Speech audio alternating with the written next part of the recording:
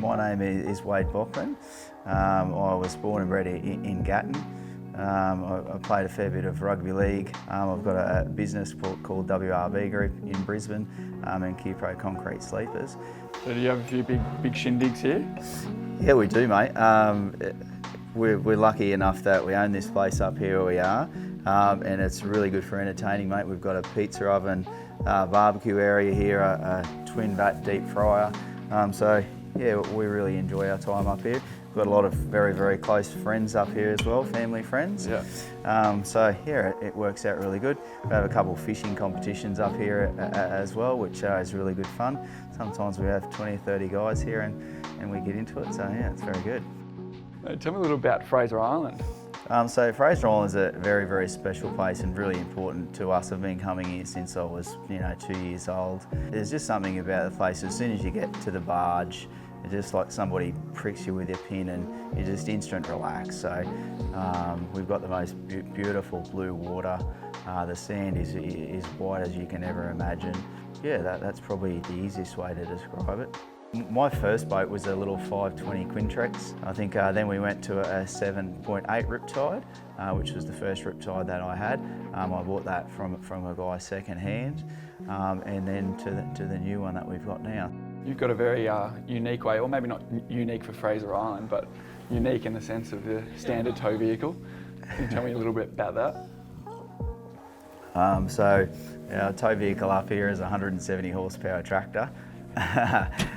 So gone are the days of having vehicles and stuff like that, and we've got big tides here, 2 metre tides, so if you were to put your boat in, you would get stuck down there. There's been many vehicles here that go underwater in a couple of hours, so yeah, the tractor is a necessity with the size of the boat that we've got now.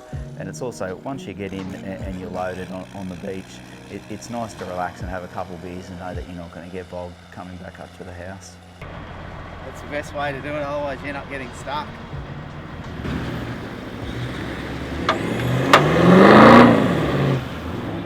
So cast your memory back to maybe the first discussion with the guys at RipTide and sort of where the dream sparked with this build.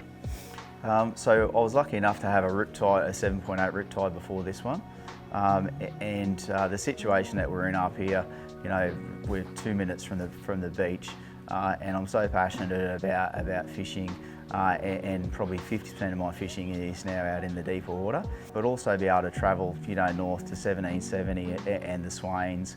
So I thought, well, what size boat, one, can I fit in the shed here, and two is going to be, big enough that I can handle it still in the gutter and we can load in and out without any problems. So then I thought, well, okay, doing the new boat, how are we going to go about doing it? So I've got it built to 2C, 3C survey. So later on down the track with my businesses, hopefully I can take a bit of a backward step and potentially do some charter or some commercial fishing out of here. So that was a big challenge to build a boat, to go into survey. Some of the rules and regulations are crazy. I think it's the same specifications for a 40 metre boat as it is for a 9 metre boat. So there's some challenging things here, but Dave is such a gentleman. He's probably one of the nicest blokes that I know, and he's just so easy to deal with. So I went and seen him and explained what I was going to try and what I wanted to try and do, and we just come up with a game plan, and now we're here where we are. Can you talk me through the build? Yeah, there's some really cool features, and even though it's a big boat, we've tried to be very clever with the things that we've done and use up as much usable space. I think your favourite thing is the floor, so we've used 25mm closed cell foam on the floor and then carpeted over the top of it, so it really feels like you're walking on air. It's really nice, and if you are in a bit of rough conditions, it's just really nice on your feet. You feel comfortable, and when you get back in at the end of the day, I think you feel a lot better for it. So the process was an 8-month process, the total build.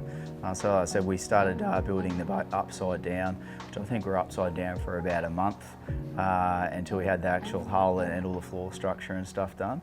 Then it was flipped over and we started putting all the floor and stuff like that in there, and It's a foam-filled hull, so there's a huge amount. I think there's 3.8 cubic metres of foam that's actually in the hull and underneath the floor for the positive flotation.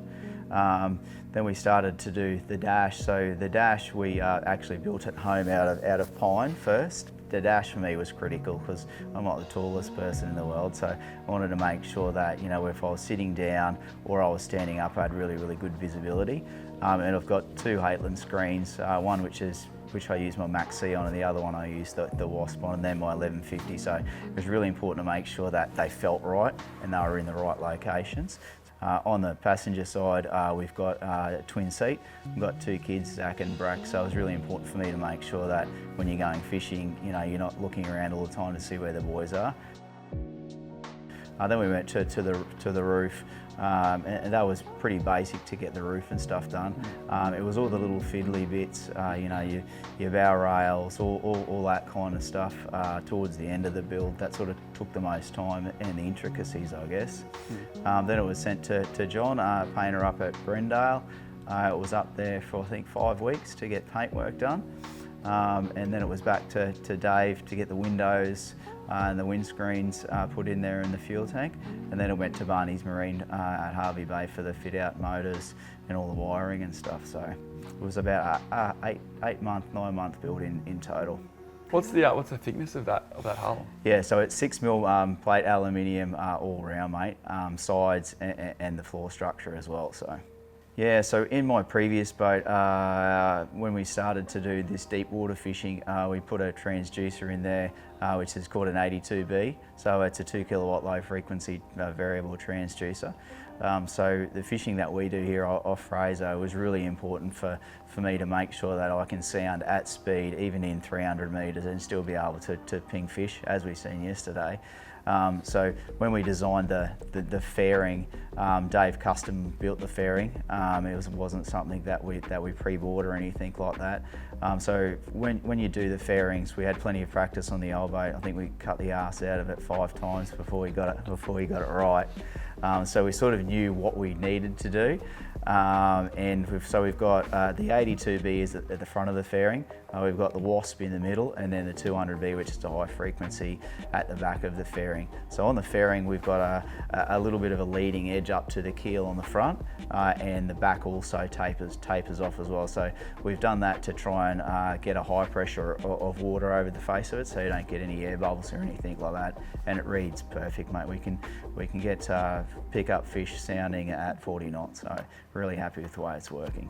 The way you drive those screens, I've never seen anyone as like you're on it with the sounders. You've got your mouse, your little keyboard. It's like you're at work up there. Mate, believe it or not, I'm not very technical at all, mate. I actually hate sending emails, to be honest. Yeah, it took a little bit to get used to, but I had a TZ in my old boat and an 1150 Fruno, so it was pretty familiar with me anyway.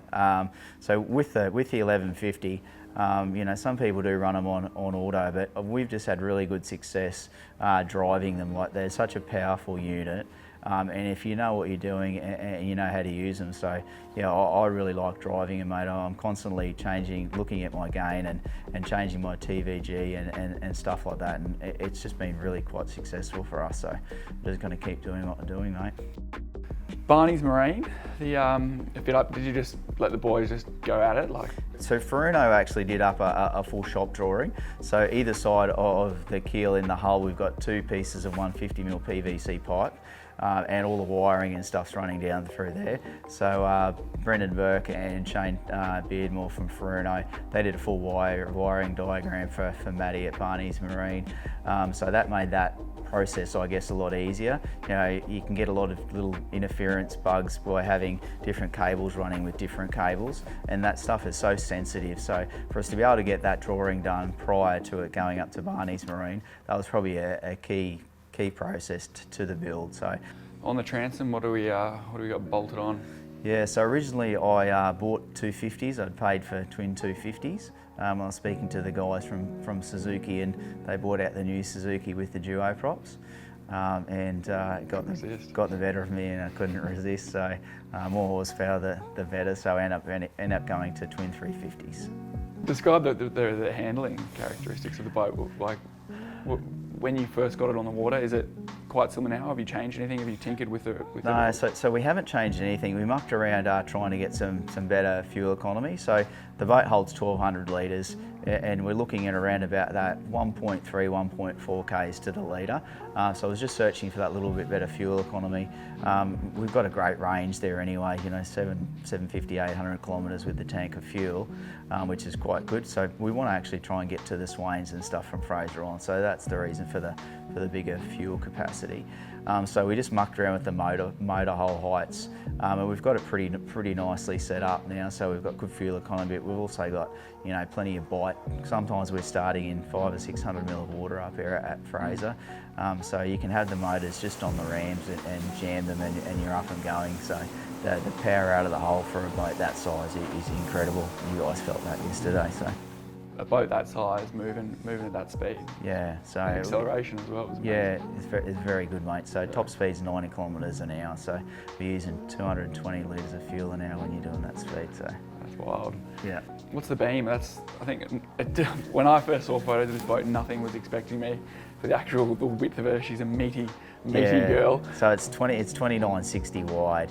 And why else it feels so much bigger too is we've got a tiny space, 70 mil of the gunnel. So what we've done is we've made the cab a fair bit wider. So we're probably going at 300 mil inside the cab by extending it out. You've still got enough to step on to walk up into to the anchor well, but that's why else it feels so roomy, mate. We've just extended the cab out, and that's a great thing about Dave. You can throw these ideas and stuff up at him, and originally he went, oh gee, that's probably going to not look great, and then once we actually did it, he went, oh mate. So I think a lot of his new boats now, they're actually doing the same thing and making the cabs wider. So very rarely do you have to walk up to the front anyway. We've got an electric anchor. So tell me about a few of the other little bits and pieces you got in the boat. Yeah, so we've got a fridge and freezer, so they're Eutectic systems. So we've got two panels in the fridge, which is 150 litre, and we've got a 300 litre freezer.